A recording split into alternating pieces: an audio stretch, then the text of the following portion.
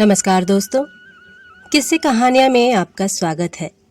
आज मैं आपके लिए लेकर आई हूँ मुंशी प्रेमचंद द्वारा लिखी कहानी दो कब्रें। अब ना वह यौवन है, ना वह नशा, ना वह उन्माद। वह महफिल उठ गई, वह दीपक बुझ गया जिससे महफिल की रौनक थी। वह प्रेम मूर्ति कब्र की गोद में सो रही है। हाँ, उसके प्रेम की छाप अब भी हृदय पर है और उसकी अमर स्मृति आंखों के सामने। वीरांगनाओं में ऐसी वफा, ऐसा प्रेम, ऐसा व्रत दुर्लभ है और रईसों में ऐसा विवाह, ऐसा समर्पण, ऐसी भक्ति और भी दुर्लभ। कुंवर रणवीर सिंह रोज बिला नागा संध्या समय जोहरा की कब्र के दर्शन करने जाते, उसे फूलों से सजाते, आंसुओं से सींचते। 15 साल गुजर गए, एक दिन भी नागा नहीं हुआ। प्रेम की उपासना ही उनके जीवन का उद्देश्य था। उस प्रेम का जिसमें उन्होंने जो कुछ देखा वही पाया और जो कुछ अनुभव किया उसी की याद अब भी उन्हें मस्त कर देती है। इस उपासना में सुलोचना भी उनके साथ होती, जो जोहरा का प्रसाद और कुंवर साहब की सारी अभिलाषाओं का केंद्र थी। कुंवर साहब ने 2 शादियां की थी, पर दोनों स्त्रियों में से एक भी संतान का मुंह ना देख सकी। कुंवर साहब ने फिर विवाह न किया। एक दिन एक महफिल में उन्हें जोहरा के दर्शन हुए। उस निराश पति और अतृप्त युवती में ऐसा मेल मानो चिरकाल से बिछड़े हुए 2 साथी फिर मिल गए हों। जीवन का बसंत विकास, संगीत और सौरभ से भरा हुआ आया, मगर अफसोस 5 वर्षों के अल्पकाल में उसका भी अंत हो गया। वह मधुर स्वप्न निराशा से भरी हुई जागृति में लीन हो गया। वह सेवा और व्रत की देवी 3 साल की सुलोचना को उनकी गोद में सौंपकर सदा के लिए सिधार गई। कुंवर साहब ने इस प्रेमादेश का इतने अनुराग से पालन किया कि देखने वालों को आश्चर्य होता था। कितने ही तो उन्हें पागल समझते थे। सुलोचना ही की नींद सोते, उसी की नींद जागते, खुद पढ़ाते, उसके साथ सैर करते, इतनी एकाग्रता के साथ जैसे कोई विधवा अपने अनाथ बच्चे को पाले। जब से वह यूनिवर्सिटी में दाखिल हुई, उसे खुद मोटर में पहुंचा आते और शाम को खुद जाकर ले आते। वह उसके माथे पर से वह कलंक धो डालना चाहते थे जो मानो विधाता ने क्रूर हाथों से लगा दिया था। धन तो उसे ना धो सका, शायद विद्या धो डाले। एक दिन शाम को कुंवर साहब जोहरा के मजार को फूलों से सजा रहे थे और सुलोचना कुछ दूर पर खड़ी अपने कुत्ते को गेंद खिला रही थी कि सहसा उसने अपने कॉलेज के प्रोफेसर डॉक्टर रामेंद्र को आते देखा। सकुचाकर मुंह फेर लिया, मानो उन्हें देखा नहीं। शंका हुई कहीं रामेंद्र इस मजार के विषय में कुछ पूछ न बैठे। यूनिवर्सिटी में दाखिल हुए उसे 1 साल हुआ। इस 1 साल में उसने प्रणय के विविधा रूपों को देख लिया था। कहीं क्रीड़ा थी, कहीं विनोद था, कहीं कुत्सा थी, कहीं लालसा थी, कहीं उच्च श्रृंखलता थी, किंतु कहीं वह सहृदयता ना थी जो प्रेम का मूल है। केवल रामेंद्र ही एक ऐसे सज्जन थे जिन्हें अपनी ओर ताकते देखकर उसके हृदय में सनसनी होने लगती थी। पर उनकी आंखों में कितनी विवशता, कितनी पराजय, कितनी वेदना छिपी होती थी। रामेंद्र ने कुंवर साहब की ओर देखकर कहा, तुम्हारे बाबा इस कब्र पर क्या कर रहे हैं? सुलोचना का चेहरा कानों तक लाल हो गया। बोली, यह इनकी पुरानी आदत है। रामेंद्र बोले, किसी महात्मा की समाधि है? सुलोचना ने इस सवाल को उड़ा देना चाहा। रामेंद्र यह तो जानते थे कि सुलोचना कुंवर साहब की दाश्ता औरत की लड़की है, पर उन्हें यह ना मालूम था कि यह उसी की कब्र है और कुंवर साहब अतीत प्रेम के इतने उपासक हैं। मगर यह प्रश्न उन्होंने बहुत धीमे स्वर में ना किया था। कुंवर साहब जूते पहन रहे थे। यह प्रश्न उनके कान में पड़ गया। जल्दी से जूता पहन लिया और समीप जाकर बोले, संसार की आंखों में तो वह महात्मा ना थी, पर मेरी आंखों में थी और है। यह मेरे प्रेम की समाधि है। सुलोचना की इच्छा होती थी यहां से भाग जाऊं, लेकिन कुंवर साहब को ज़ुहरा के यशोगान में आत्मिक आनंद मिलता था। रामेंद्र का विस्मय देखकर बोले, इसमें वह देवी सो रही है जिसने मेरे जीवन को स्वर्ग बना दिया था। यह सुलोचना उसी का प्रसाद है। रामेंद्र ने कब्र की तरफ देखकर आश्चर्य से कहा, अच्छा। कुंवर साहब ने मन में उस प्रेम का आनंद उठाते हुए कहा, वह जीवन ही और था प्रोफेसर साहब। ऐसी तपस्या मैंने और कहीं नहीं देखी। आपको फुर्सत हो तो मेरे साथ चलिए, आपको उन यौवन स्मृतियों। सुलोचना बोल उठी, वे सुनाने की चीज नहीं है दादा। कुंवर बोले, मैं रामेंद्र बाबू को गैर नहीं समझता। रामेंद्र को प्रेम का यह अलौकिक रूप मनोविज्ञान का एक रत्न सा मालूम हुआ। वह कुंवर साहब के साथ ही उनके घर आए और कई घंटे तक उन हसरत में डूबी हुई प्रेम स्मृतियों को सुनते रहे, जो वरदान मांगने के लिए उन्हें साल भर से साहस न होता था, दुविधा में पड़कर रह जाते थे, वह आज उन्होंने मांग लिया। लेकिन विवाह के बाद रामेंद्र को नया अनुभव हुआ।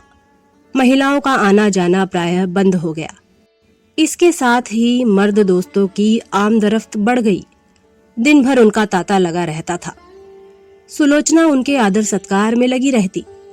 पहले 1-2 महीने तक तो रामेंद्र ने इधर ध्यान नहीं दिया, लेकिन जब कई महीने गुजर गए और स्त्रियों ने बहिष्कार का त्याग ना किया, तो उन्होंने एक दिन सुलोचना से कहा, यह लोग आजकल अकेले ही आते हैं। सुलोचना ने धीरे से कहा, हाँ देखती तो हूं। रामेंद्र बोले, इनकी औरतें तो तुमसे परहेज नहीं करती।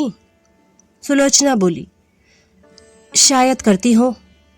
रामेंद्र ने कहा, मगर वे लोग तो विचारों के बड़े स्वाधीन हैं। इनकी औरतें भी शिक्षित हैं, पर यह क्या बात है। सुलोचना ने दबी जबान से कहा, मेरी समझ में कुछ नहीं आता। रामेंद्र ने कुछ देर असमंजस में पड़कर कहा, हम लोग किसी दूसरी जगह चले जाएं तो क्या हर्ज, वहां तो कोई हमें ना जानता होगा। सुलोचना ने अपनी तीव्र स्वर में कहा, दूसरी जगह क्यों जाए, हमने किसी का कुछ बिगाड़ा नहीं है, किसी से कुछ मांगते नहीं। जिसे आना हो आए, ना आना हो ना आए, मुंह क्यों छिपाए।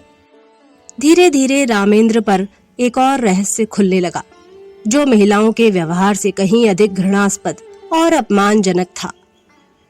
रामेंद्र को अब मालूम होने लगा कि ये महाशय जो आते हैं और घंटों बैठे सामाजिक और राजनीतिक प्रश्नों पर बहसें किया करते हैं, वास्तव में विचार विनिमय के लिए नहीं, बल्कि रूप की उपासना के लिए आते हैं। उनकी आंखें सुलोचना को खोजती रहती हैं, उनके कान उसी की बातों की ओर लगे रहते हैं। उसकी रूप माधुरी का आनंद उठाना ही उनका अभीष्ट है। यहाँ उन्हें वह संकोच नहीं होता जो किसी भले आदमी की बहू बेटी की ओर आंखें नहीं उठने देता। शायद वे सोचते हैं यहाँ उन्हें कोई रोक टोक नहीं है।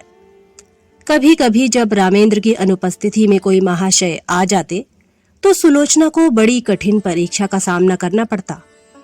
अपनी चितवनों से, अपने कुत्सित संकेतों से, अपनी रहस्यपूर्ण बातों से, अपनी लंबी सांसों से उसे दिखाना चाहते थे कि हम भी तुम्हारी कृपा के भिखारी हैं। अगर रामेंद्र का तुम पर 16 आना अधिकार है तो थोड़ी सी दक्षिणा के अधिकारी हम भी हैं। सुलोचना उस वक्त जहर का घूंट पीकर रह जाती। अब तक रामेंद्र और सुलोचना दोनों क्लब जाया करते थे। वहां उदार सज्जनों का अच्छा जमघट रहता था। जब तक रामेंद्र को किसी की ओर संदेह न था, वह उसे आग्रह करके अपने साथ ले जाते थे। सुलोचना के पहुंचते ही यहाँ एक स्फूर्ति सी उत्पन्न हो जाती थी। जिस मेज पर सुलोचना बैठती उसे लोग घेर लेते थे। कभी कभी सुलोचना गाती थी। उस वक्त सब के सब उन्मत्त हो जाते। क्लब में महिलाओं की संख्या अधिक ना थी। मुश्किल से 5-6 लेडियां आती थीं, मगर वे भी सुलोचना से दूर दूर रहती थीं। बल्कि अपनी भाव भंगिमाओं और कटाक्षों से वे उसे जता देना चाहती थीं कि तुम पुरुषों का दिल खुश करो, हम कुल वधुओं के पास तुम नहीं आ सकती। लेकिन जब रामेंद्र पर इस कटु सत्य का प्रकाश हुआ तो उन्होंने क्लब जाना छोड़ दिया, मित्रों के यहाँ आना जाना भी कम कर दिया और अपने यहाँ आने वालों की भी उपेक्षा करने लगे। वह चाहते थे कि मेरे एकांतवास में कोई विघ्न ना डाले। आखिर उन्होंने बाहर आना जाना छोड़ दिया। अपने चारों ओर छल कपट का जाल सा बिछा हुआ मालूम होता था। किसी पर विश्वास ना कर सकते थे, किसी से सद्व्यवहार की आशा नहीं।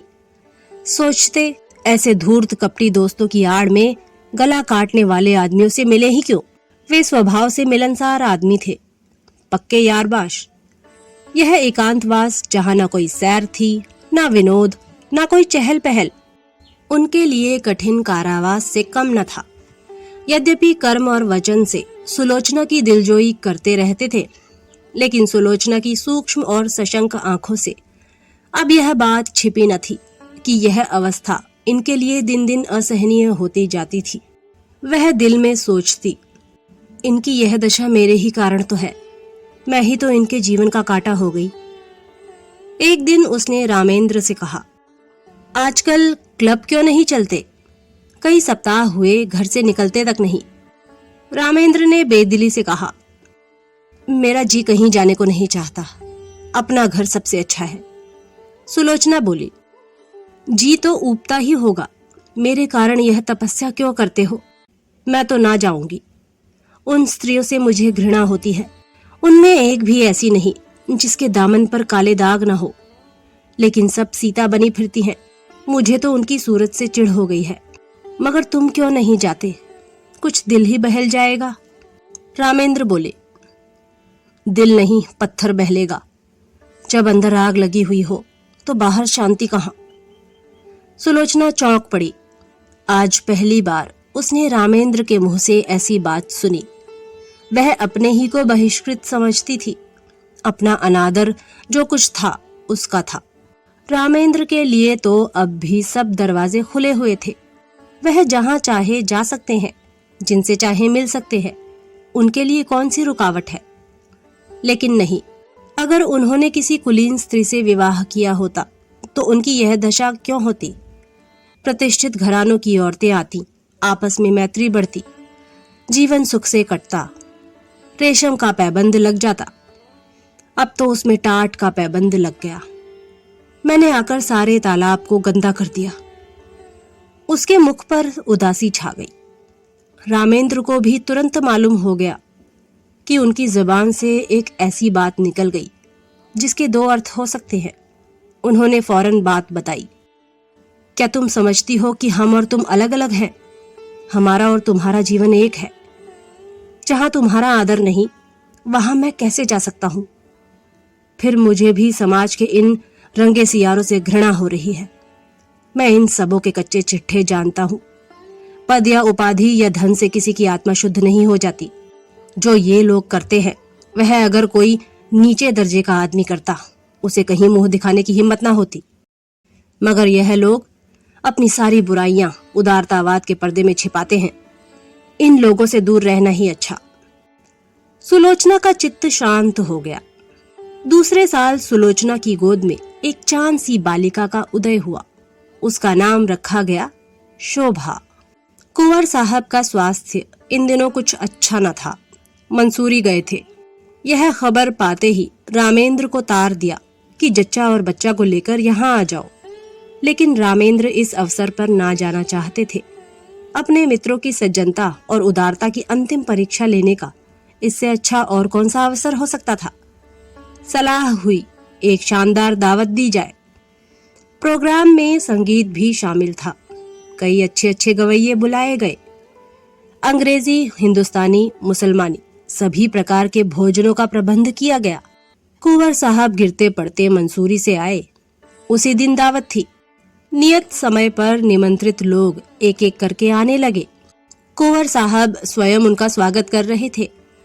खान साहब आए, मिर्जा साहब आए, मीर साहब आए, मगर पंडित जी और बाबूजी और लाला साहब और चौधरी साहब और कक्कड़, मेहरा और चोपड़ा, कौल और हुक्कू, श्रीवास्तव और खरे किसी का पता न था। यह सभी लोग होटलों में सब कुछ खाते थे, अंडे और शराब उड़ाते थे।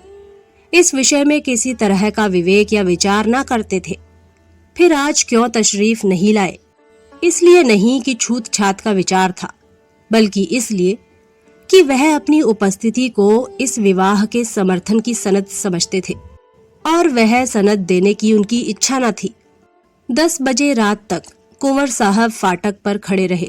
जब उस वक्त तक कोई न आया तो कुंवर साहब ने आकर रामेंद्र से कहा, अब लोगों का इंतजार फजूल है, मुसलमानों को खिला दो और बाकी सामान गरीबों को दिला दो। रामेंद्र एक कुर्सी पर हतबुद्धि से बैठे हुए थे। कुंठित स्वर में बोले, जी हाँ, यही तो मैं सोच रहा हूँ। कुंवर बोले, मैंने तो पहले ही समझ लिया था, हमारी तौहीन नहीं हुई, खुद उन लोगों की कलई खुल गई। रामेंद्र बोले, खैर परीक्षा तो हो गई, कहिए तो अभी जाकर एक एक की खबर लूं। कुंवर साहब ने विस्मित होकर कहा, क्या उनके घर जाकर? रामेंद्र बोले, जी हाँ, पूछूं कि आप लोग जो समाज सुधार का राग अलापते फिरते हैं वह किस बल पर? कुंवर साहब बोले, व्यर्थ है, जाकर आराम से लेटो। नेक और बद की सबसे बड़ी पहचान अपना दिल है। अगर हमारा दिल गवाही दे कि यह काम बुरा नहीं, तो फिर सारी दुनिया मुंह फेर ले, हमें किसी की परवाह ना करनी चाहिए। रामेंद्र बोले, लेकिन मैं इन लोगों को यो ना छोड़ूंगा, एक एक की बखिया उधेड़ कर ना रख दूं तो नाम नहीं। यह कहकर उन्होंने पत्तल और सकोरे उठवा उठवा कर कंगालों को देना शुरू किया। रामेंद्र सैर करके लौटे ही थे कि वेश्याओं का एक दल सुलोचना को बधाई देने के लिए आ पहुंचा। जोहरा की एक सगी भतीजी थी, गुलनार। सुलोचना के यहाँ पहले बराबर आती जाती थी, इधर 2 साल से ना आई थी। यह उसी का बधावा था। दरवाजे पर अच्छी खासी भीड़ हो गई थी। रामेंद्र ने यह शोरगुल सुना। गुलनार ने आगे बढ़कर उन्हें सलाम किया और बोली, बाबूजी, बेटी मुबारक, बधावा लाई हूं। रामेंद्र पर मानो लकवा सा गिर गया, सिर झुक गया और चेहरे पर कालिमा सी पुत गई। ना मुंह से बोले, ना किसी को बैठने का इशारा किया, ना वहां से हिले, बस मूर्तिवत खड़े रहे।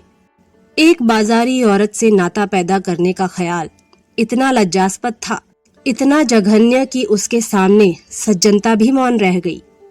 इतना शिष्टाचार भी न कर सके कि सबों को कमरे में ले जाकर बिठा तो देते। आज पहली ही बार उन्हें अपने अधः पतन का अनुभव हुआ। मित्रों की कुटिलता और महिलाओं की उपेक्षा को वह उनका अन्याय समझते थे, अपना अपमान नहीं। लेकिन यह बधावा उनकी अबाध उदारता के लिए भी भारी था। सुलोचना का जिस वातावरण में पालन पोषण हुआ था वह एक प्रतिष्ठित हिंदू कुल का वातावरण था। यह सच है कि अब भी सुलोचना नित्य जोहरा के मजार की परिक्रमा करने जाती थी, मगर जोहरा अब एक पवित्र स्मृति थी, दुनिया की मलिनताओं और कलुषताओं से रहित। गुलनार से नातेदारी और परस्पर का निबाह दूसरी बात थी। जो लोग तस्वीरों के सामने सिर झुकाते हैं, उन पर फूल चढ़ाते हैं, वे भी तो मूर्ति पूजा की निंदा करते हैं। एक स्पष्ट है, दूसरा सांकेतिक। एक प्रत्यक्ष है, दूसरा आंखों से छिपा हुआ। सुलोचना अपने कमरे में चिक्की आड़ में खड़ी रामेंद्र का असमंजस और क्षोभ देख रही थी। जिस समाज को उसने अपना उपास्य बनाना चाहा था, जिसके द्वार पर सिजदे करते उसे बरसों हो गए थे, उसकी तरफ से निराश होकर उसका हृदय इस समय उससे विद्रोह करने पर तुला हुआ था। उसके जी में आता था, गुलनार को बुलाकर गले लगा लूं। जो लोग मेरी बात भी नहीं पूछते, उनकी खुशामद क्यों करूं? यह बेचारियां इतनी दूर से आई हैं, मुझे अपना ही समझकर तो उनके दिल में प्रेम तो है। यह मेरे दुख सुख में शरीक होने को तैयार तो हैं। आखिर रामेंद्र ने सिर उठाया और शुष्क मुस्कान के साथ गुलनार से बोले, आइए, आप लोग अंदर चली आइए। यह कहकर वह आगे आगे रास्ता दिखाते हुए दीवान खाने की ओर चले कि सहसा मेहरी निकली और गुलनार के हाथ में एक पुर्जा देकर चली गई। गुलनार ने वह पुर्जा लेकर देखा और उसे रामेंद्र के हाथ में देकर वहीं खड़ी हो गई। रामेंद्र ने पुर्जा देखा, लिखा था, बहन गुलनार, तुम यहाँ नाहक आई, हम लोग यूं ही बदनाम हो रहे हैं। अब और बदनाम मत करो। बधावा वापस ले जाओ। कभी मिलने का जी चाहे रात को आना, और अकेली। मेरा जी तुमसे गले लिपटकर रोने के लिए तड़प रहा है, मगर मजबूर हूं। रामेंद्र ने पुर्जा फाड़कर फेंक दिया और उद्दंड होकर बोले, इन्हें लिखने दो, मैं किसी से नहीं डरता। अंदर आओ। गुलनार ने एक कदम पीछे फिरकर कहा, नहीं बाबूजी, अब हमें आज्ञा दीजिए।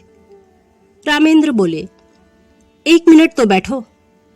गुलनार बोली, जी नहीं, 1 सेकंड भी नहीं। गुलनार के चले जाने के बाद रामेंद्र अपने कमरे में जा बैठे। जैसी पराजय उन्हें आज हुई, वैसी पहले कभी नहीं हुई। वह आत्माभिमान, वह सच्चा क्रोध जो अन्याय के ज्ञान से पैदा होता है, लुप्त हो गया था। उसकी जगह लज्जा थी और ग्लानि। इसे बधावे की क्यों सूझ गई? यूं तो कभी आती जाती न थी, आज न जाने कहां से फट पड़ी। कुंवर साहब होंगे इतने उदार, उन्होंने जोहरा के नातेदारों से भाईचारे का निबाह किया होगा। मैं इतना उदार नहीं हूं।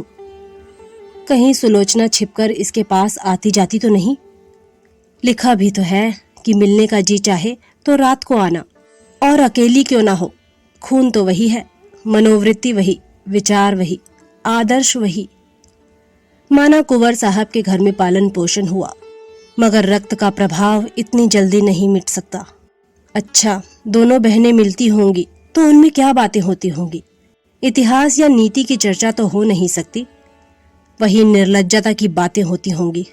गुलनार अपना वृतांत कहती होगी, उस बाजार के खरीदारों और दुकानदारों के गुणदोषों पर बहस होती होगी। यह तो हो ही नहीं सकता कि गुलनार इसके पास आते ही अपने को भूल जाए और कोई भद्दी, अनर्गल या कलुषित बातें न करे। एक क्षण में उनके विचारों ने पलटा खाया, मगर आदमी बिना किसी से मिले जुले रह भी तो नहीं सकता। यह भी तो एक तरह की भूख है। भूख में अगर शुद्ध भोजन ना मिले तो आदमी जूठा खाने से भी परहेज नहीं करता। अगर इन लोगों ने सुलोचना को अपनाया होता, उसका यौन बहिष्कार ना करते, तो उसे क्यों ऐसे प्राणियों से मिलने की इच्छा होती? उसका कोई दोष नहीं। यह सारा दोष परिस्थितियों का है, जो हमारे अतीत की याद दिलाती रहती है। रामेंद्र इन्हीं विचारों में पड़े हुए थे कि कुंवर साहब आ पहुंचे और कटु स्वर में बोले, मैंने सुना गुलनार अभी बधावा लाई थी, तुमने उसे लौटा दिया। रामेंद्र का विरोध सजीव हो उठा। बोले, मैंने तो नहीं लौटाया, सुलोचना ने लौटाया, पर मेरे ख्याल में अच्छा किया। कुंवर साहब बोले, तो यह कहो तुम्हारा इशारा था। तुमने इन पतितों को अपनी ओर खींचने का कितना अच्छा अवसर हाथ से खो दिया है। सुलोचना को देखकर जो कुछ असर पड़ा वह तुमने मिटा दिया। बहुत संभव था कि एक प्रतिष्ठित आदमी से नाता रखने का अभिमान उसके जीवन में एक नए युग का आरंभ करता, मगर तुमने इन बातों पर जरा भी ध्यान न दिया। रामेंद्र ने कोई जवाब ना दिया। कुंवर साहब जरा उत्तेजित होकर बोले, आप लोग यह क्यों भूल जाते हैं कि हर एक बुराई मजबूरी से होती है। चोर इसलिए चोरी नहीं करता कि चोरी में उसे विशेष आनंद आता है, बल्कि केवल इसलिए कि जरूरत उसे मजबूर कर देती है। हाँ, वह जरूरत वास्तविक है या काल्पनिक, इसमें मतभेद हो सकता है।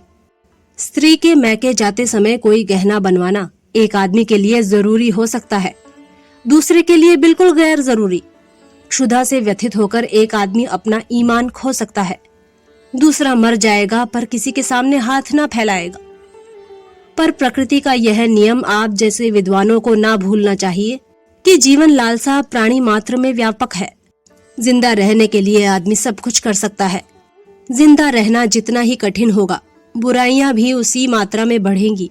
जितना ही आसान होगा, उतनी ही बुराइयां कम होंगी। हमारा यह पहला सिद्धांत होना चाहिए कि जिंदा रहना हर एक के लिए सुलभ हो। रामेंद्र बाबू, आपने इस वक्त इन लोगों के साथ वही व्यवहार किया जो दूसरे आपके साथ कर रहे हैं और जिससे आप बहुत दुखी हैं। रामेंद्र ने इस लंबे व्याख्यान को इस तरह सुना जैसे कोई पागल बक रहा हो। इस तरह की दलीलों का वह खुद कितनी ही बार समर्थन कर चुके थे, पर दलीलों से व्यथित अंग की पीड़ा नहीं शांत होती। पतित स्त्रियों का नातेदार की हैसियत से द्वार पर आना इतना अपमानजनक था कि रामेंद्र किसी दलील से पराभूत होकर उसे भूल न सकते थे। बोले, मैं ऐसे प्राणियों से कोई संबंध नहीं रखता, यह विष अपने घर में नहीं फैलाना चाहता। सहसा सुलोचना भी कमरे में आ गई। प्रसव काल का असर अभी बाकी था, पर उत्तेजना ने चेहरे को आरक्त कर रखा था। रामेंद्र सुलोचना को देखकर तेज हो गए। वह उसे जता देना चाहते थे कि इस विषय में मैं एक रेखा तक जा सकता हूं, इसके आगे किसी तरह नहीं जा सकता। बोले, मैं यह कभी पसंद न करूंगा कि कोई बाजारू औरत किसी भेष में मेरे घर आए। रात को अकेले या सूरत बदलकर आने से इस बुराई का असर नहीं मिट सकता। मैं समाज के दंड से नहीं डरता, इस नैतिक विष से डरता हूँ। सुलोचना अपने विचार में मर्यादा रक्षा के लिए काफी आत्मसमर्पण कर चुकी थी। उसकी आत्मा ने अभी तक उसे क्षमा ना किया था। तीव्र स्वर में बोली, क्या तुम चाहते हो कि मैं इस कैद में अकेले जान दे दूं? कोई तो हो जिससे आदमी हंसे बोले। रामेंद्र ने गर्म होकर कहा, हंसने बोलने का इतना शौक था तो मेरे साथ विवाह ना करना चाहिए था। विवाह का बंधन बड़ी हद तक त्याग का बंधन है। जब तक संसार में इस विधान का राज्य है और स्त्री कुल मर्यादा की रक्षक समझी जाती है, उस वक्त तक कोई मर्द यह स्वीकार ना करेगा कि उसकी पत्नी बुरे आचरण के प्राणियों से किसी प्रकार का संसर्ग रखे। कुंवर साहब समझ गए कि इस वाद विवाद से रामेंद्र और भी जिद पकड़ लेंगे और मुख्य विषय लुप्त हो जाएगा। इसलिए नम्र स्वर में बोले, लेकिन बेटा, यह क्यों ख्याल करते हो कि ऊंचे दर्जे की पढ़ी लिखी स्त्री दूसरों के प्रभाव में आ जाएगी, अपना प्रभाव ना डालेगी? रामेंद्र बोले, इस विषय में शिक्षा पर मेरा विश्वास नहीं। शिक्षा ऐसी कितनी बातों को मानती है जो रीति नीति और परंपरा की दृष्टि से त्याज्य है। अगर पांव फिसल जाए तो हम उसे काटकर फेंक नहीं देते, पर मैं इसके सामने सिर झुकाने को तैयार नहीं हूँ। मैं स्पष्ट कह देना चाहता हूँ कि मेरे साथ रहकर पुराने संबंधों का त्याग करना पड़ेगा। इतना ही नहीं, मन को ऐसा बना लेना पड़ेगा कि ऐसे लोगों से उसे खुद घृणा हो। हमें इस तरह अपना संस्कार करना पड़ेगा कि समाज अपने अन्याय पर लज्जित हो, ना यह कि हमारे आचरण ऐसे भ्रष्ट हो जाएं कि दूसरों की निगाह में यह तिरस्कार औचित्य का स्थान पा जाए। सुलोचना ने उद्वत होकर कहा, स्त्री इसके लिए मजबूर नहीं है कि वह आपकी आंखों से देखे और आपके कानों से सुने। उसे यह निश्चय करने का अधिकार है कि कौन सी चीज उसके हित की है, कौन सी नहीं। कुंवर साहब भयभीत होकर बोले, सिल्लो, तुम भूली जाती हो कि बातचीत में हमेशा मुलायम शब्दों का व्यवहार करना चाहिए। हम झगड़ा नहीं कर रहे हैं, केवल एक प्रश्न पर अपने अपने विचार प्रकट कर रहे हैं। सुलोचना ने निर्भीकता से कहा, जी नहीं, मेरे लिए बेड़ियां तैयार की जा रही हैं। मैं इन बेड़ियों को नहीं पहन सकती। मैं अपनी आत्मा को उतना ही स्वाधीन समझती हूँ जितना कोई मर्द समझता है। रामेंद्र ने अपनी कठोरता पर कुछ लज्जित होकर कहा, मैंने तुम्हारी आत्मा की स्वाधीनता को छीनने की कभी इच्छा नहीं की और ना मैं इतना विचारहीन हूँ। शायद तुम भी इसका समर्थन करोगी, लेकिन क्या तुम्हें विपरीत मार्ग पर चलते देखूं तो मैं तुम्हें समझा भी नहीं सकता। सुलोचना बोली, उसी तरह जैसे मैं तुम्हें समझा सकती हूँ, तुम मुझे मजबूर नहीं कर सकते। रामेंद्र बोले, मैं इसे नहीं मान सकता। सुलोचना बोली, अगर मैं अपने किसी नातेदार से मिलने जाऊं तो आपकी इज्जत में बट्टा लगता है। क्या इसी तरह आप यह स्वीकार करेंगे कि आपका व्यभिचारियों से मिलना जुलना मेरी इज्जत में दाग लगाता है? रामेंद्र बोले, हाँ, मैं मानता हूं। सुलोचना बोली, आपका कोई व्यभिचारी भाई आ जाए तो आप उसे दरवाजे से भगा देंगे? रामेंद्र बोले, तुम मुझे इसके लिए मजबूर नहीं कर सकती। सुलोचना बोली, और आप मुझे मजबूर कर सकते हैं? बेशक। क्यों? इसीलिए कि मैं पुरुष हूं, इस छोटे से परिवार का मुख्य अंग हूं। इसीलिए कि तुम्हारे ही कारण मुझे। रामेंद्र कहते कहते रुक गए, पर सुलोचना उनके मुंह से निकलने वाले शब्दों को ताड़ गई। उसका चेहरा तमतमा उठा, मानो छाती में बर्छी सी लग गई। मन में ऐसा उद्वेग उठा कि इसी क्षण घर छोड़कर सारी दुनिया से नाता तोड़कर चली जाऊं और फिर इन्हें कभी मुंह ना दिखाऊं। अगर इसी का नाम विवाह है कि किसी की मर्जी की गुलाम होकर रहूं, अपमान सहन करूं, तो ऐसे विवाह को दूर ही से सलाम है। वह तैश में आकर कमरे से निकलना चाहती थी, कि कुंवर साहब ने लपक कर उसे पकड़ लिया और बोले, क्या करती हो बेटी, घर में जाओ, क्यों रोती हो? अभी तो मैं जीता हूँ, तुम्हें क्या गम है? रामेंद्र बाबू ने कोई ऐसी बात नहीं कही और ना कहना चाहते थे। फिर आपस की बातों का क्या बुरा मानना, किसी अवसर पर तुम भी जो जी में आए कह लेना। यूं समझाते हुए कुंवर साहब उसे अंदर ले गए। वास्तव में सुलोचना कभी गुलनार से मिलने की इच्छुक न थी, वह उससे स्वयं भागती थी। एक क्षणिक आवेश में उसने गुलनार को वह पुर्जा लिख दिया था। मन में स्वयं समझती थी, इन लोगों से मेलजोल रखना मुनासिब नहीं, लेकिन रामेंद्र ने यह विरोध किया, यही उसके लिए असहनीय था। यह मुझे मना क्यों करे? क्या मैं इतना भी नहीं समझती? क्या इन्हें मेरी ओर से इतनी शंका है? इसीलिए तो कि मैं कुलीन नहीं हूँ। मैं अभी अभी गुलनार से मिलने जाऊंगी, जिद्दन जाऊंगी, देखूं मेरा क्या करते हैं। लाड प्यार में पली हुई सुलोचना को कभी किसी ने तीखी आंखों से न देखा था। कुंवर साहब उसकी मर्जी के गुलाम थे। रामेंद्र भी इतने दिनों उसका मुंह जोहते रहे। आज अकस्मात यह तिरस्कार और फटकार पाकर उसकी स्वेच्छा, प्रेम और आत्मीयता के सारे नातों को पैरों से कुचल डालने के लिए विकल हो उठी। वह सब कुछ सह लेगी, पर यह धौंस, यह अन्याय, यह अपमान उससे ना सहा जाएगा। उसने खिड़की से सिर निकालकर कोचवान को पुकारा और बोली, गाड़ी लाओ, मुझे चौक जाना है, अभी लाओ। कुंवर साहब ने चुमकार कर कहा, बेटी सिल्लो, क्या कर रही हो? मेरे ऊपर दया करो, इस वक्त कहीं मत जाओ, नहीं हमेशा के लिए पछताना पड़ेगा। रामेंद्र बाबू भी बड़े गुस्सेवर आदमी हैं, फिर तुमसे बड़े हैं, ज्यादा विचारवान है। उन्हीं का कहना मान जाओ। मैं तुमसे सच कहता हूँ, तुम्हारी माँ जब थी तो कई बार ऐसी नौबत आई कि मैंने उनसे कहा घर से निकल जाओ, पर उस प्रेम की देवी ने कभी ड्योढ़ी के बाहर पांव नहीं निकाला। इस वक्त धैर्य से काम लो, मुझे विश्वास है जरा देर में रामेंद्र बाबू खुद लज्जित होकर तुम्हारे पास अपराध क्षमा कराने आएंगे। सहसा रामेंद्र ने आकर पूछा, गाड़ी क्यों मंगवाई, कहाँ जा रही हो? रामेंद्र का चेहरा इतना क्रोधान्वित हो रहा था कि सुलोचना सहम उठी। दोनों आंखों से ज्वाला सी निकल रही थी, नथुने फड़क रहे थे, पिंडलियां कांप रही थीं।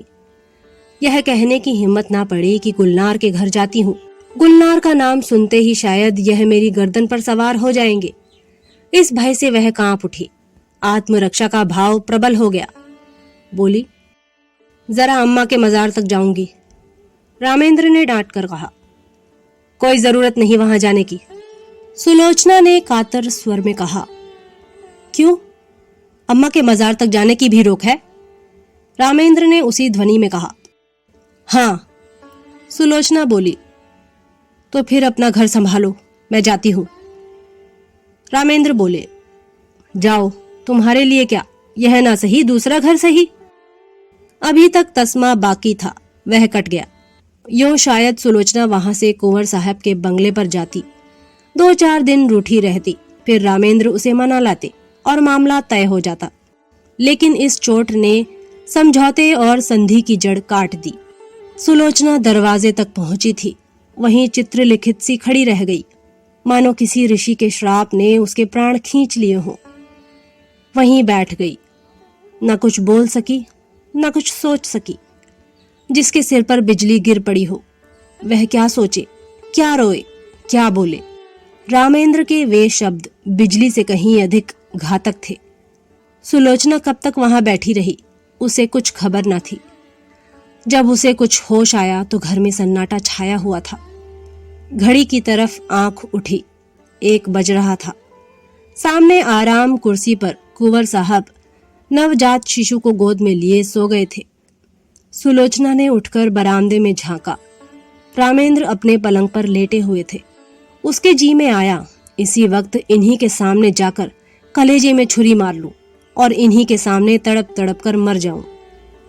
वह घातक शब्द याद आ गए। इनके मुंह से ऐसे शब्द निकले क्यों कर? इतने चतुर, इतने उदार और इतने विचारशील होकर भी यह जुबान पर ऐसे शब्द क्यों कर ला सके? उसका सारा सतीत्व भारतीय आदर्शों की गोद में पली हुई भूमि पर आसक्त पड़ी हुई अपनी दीनता पर रो रहा था। वह सोच रही थी, अगर मेरे नाम पर यह दाग ना होता, मैं भी कुलीन होती, तो क्या यह शब्द इनके मुंह से निकल सकते थे? लेकिन मैं बदनाम हूं, दलित हूं, त्याज्य हूं। मुझे सब कुछ कहा जा सकता है। उफ, इतना कठोर हृदय! क्या वह किसी दशा में भी रामेंद्र पर इतना कठोर प्रहार कर सकती थी? बरामदे में बिजली की रोशनी न थी। रामेंद्र के मुख पर क्षोभ या ग्लानि का नाम भी न था। क्रोध की कठोरता अब तक उसके मुख को विकृत किए हुए थी। शायद इन आंखों में आंसू देखकर अब भी सुलोचना के आहत हृदय को तस्कीन होती, लेकिन वहां तो अभी तक तलवार खिंची हुई थी। उसकी आंखों में सारा संसार सूना हो गया। सुलोचना फिर अपने कमरे में आई। कुंवर साहब की आंखें अब भी बंद थीं। इन चंद घंटों ही में उनका तेजस्वी मुख कांतिहीन हो गया था। गालों पर आंसुओं की रेखाएं सूख गई थीं। सुलोचना ने उनके पैरों के पास बैठकर सच्ची भक्ति के आंसू बहाए। हाय, मुझ अभागिनी के लिए इन्होंने कौन कौन से कष्ट नहीं झेले, कौन कौन से अपमान नहीं सहे। अपना सारा जीवन ही मुझ पर अर्पण कर दिया, और उसका यह हृदय विदारक अंत।